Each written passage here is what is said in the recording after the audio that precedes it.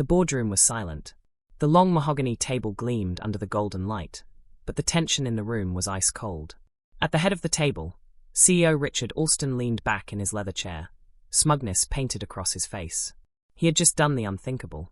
"You're fired," Richard had said moments earlier, his voice dripping with disdain, as he dismissed Emily Carter, one of his most loyal employees. Emily wasn't just any worker. She was a senior project manager, respected across the company, and she was 7 months pregnant. The board members had watched, horrified, as Emily's eyes filled with tears. She clutched the folder in her hands, whispering, But I gave everything to this company. I worked nights, weekends, even through this pregnancy. Please, Mr. Alston, I need this job." Richard smirked. "Your condition is not my problem. You've become a liability. And frankly," he leaned forward, narrowing his eyes, "women like you slow down progress." The cruelty of his words hit harder than the firing itself. Emily's knees trembled, but she stood tall, refusing to let him see her break. She quietly gathered her things, whispered, "Thank you for the opportunity," and walked out. But as the door closed behind her, something shifted in the boardroom. For the first time in years, Richard noticed the board members were not nodding along with him. They weren't smiling. In fact, they looked furious. At the far end of the table, an older board member, Mr. Whitman, cleared his throat. His face was red with anger. "Richard," he said slowly, his voice low but razor-sharp, "do you have any idea what you've just done?" Richard chuckled, leaning back arrogantly. "I know exactly what I've done, Whitman. I've protected this company from a liability. She would have milked us for months of maternity leave. Now we can move forward without the dead weight." But instead of approval, Richard was met with silence.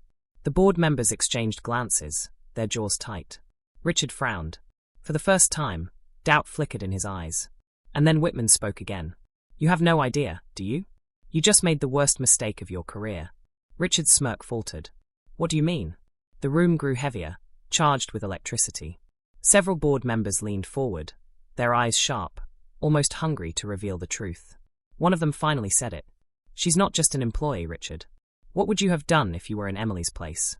Tell me in the comments. I want to know your thoughts before you hear the shocking truth." The boardroom felt suffocating. Richard Alston's arrogance still hung in the air, but the silence from his board members cut through his confidence like a knife. Finally, Mr. Whitman leaned forward, his eyes blazing. "Richard, do you know who Emily Carter really is?" Richard scoffed, waving his hand dismissively. "She's a mid-level manager. Talented, sure, but replaceable. There are thousands like her out there."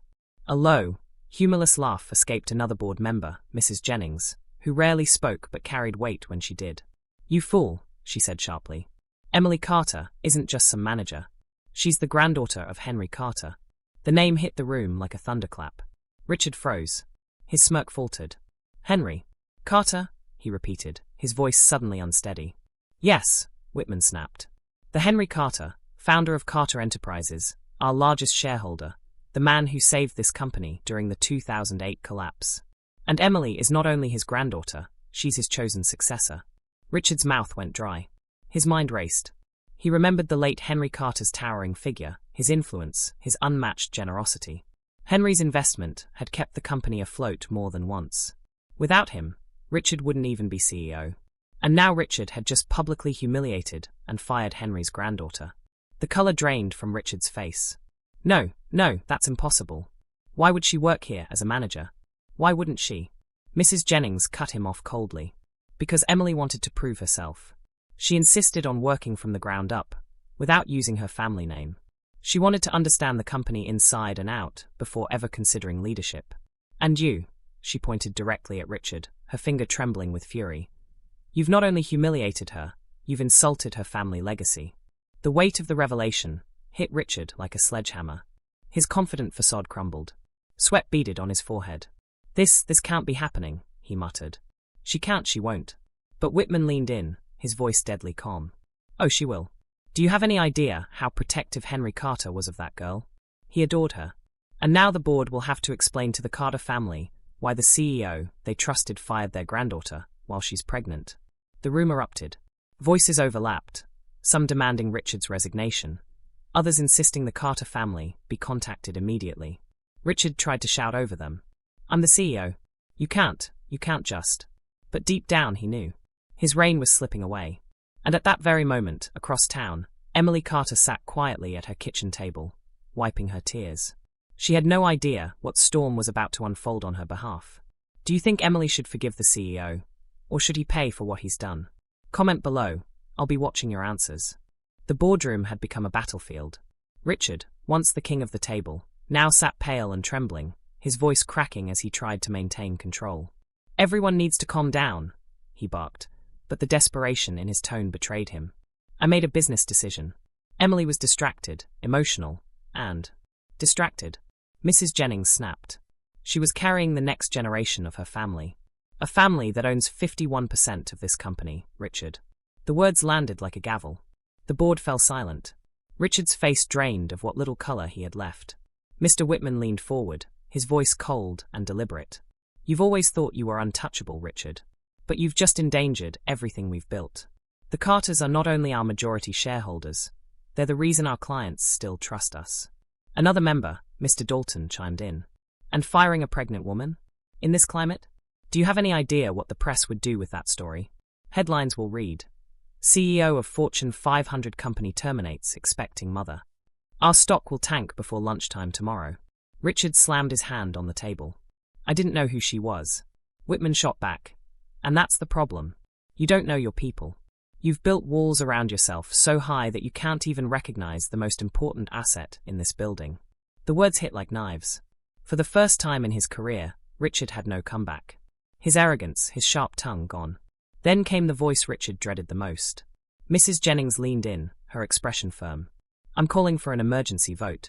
Effective immediately. Richard Alston's position as CEO is in question. We can't risk this company's future because of his recklessness. Gasps filled the room. Richard's heart pounded. His throne, his empire, was crumbling beneath him. He jumped to his feet, his voice trembling. You can't do this. I made this company what it is today. I brought in millions. You all owe me. But the looks around the table told him the truth. He wasn't a leader anymore. He was a liability. And while Richard scrambled to save himself, Emily sat at home, unaware of the chaos. She sat on her couch, gently rubbing her growing belly, wondering how she would tell her child about the cruel way the world had treated her. But she didn't know yet. Her story wasn't over. Her power was only just beginning to unfold. If you were on the board, would you vote to remove Richard as CEO, or give him one last chance? Let me know in the comments. Your opinion matters. The boardroom was heavy with tension. All eyes shifted toward Mrs. Jennings as she raised her hand. Those in favor of removing Richard Alston as CEO, effective immediately, say aye. One by one, hands went up. Aye. Aye. Aye. Richard's eyes widened as more than half the board sided against him. His iron grip on the company was slipping through his fingers like sand. Finally, only 2 hands remained down, Richard's and one hesitant member. But the majority had spoken. It's done, Whitman declared firmly. Richard Alston is hereby removed as CEO. Richard's chair scraped violently against the floor as he shot to his feet. His face was beet red, his voice breaking. You'll regret this. You can't build this company without me. But no one answered. For the first time in years, Richard's words carried no weight. The man who once ruled with fear was now nothing more than a disgraced executive. At her modest apartment, Emily was startled by a knock at the door. Opening it, she found 2 suited representatives from the company, standing tall and respectful. Miss Carter, one of them began. On behalf of the board, we owe you an apology. Richard Alston has been terminated.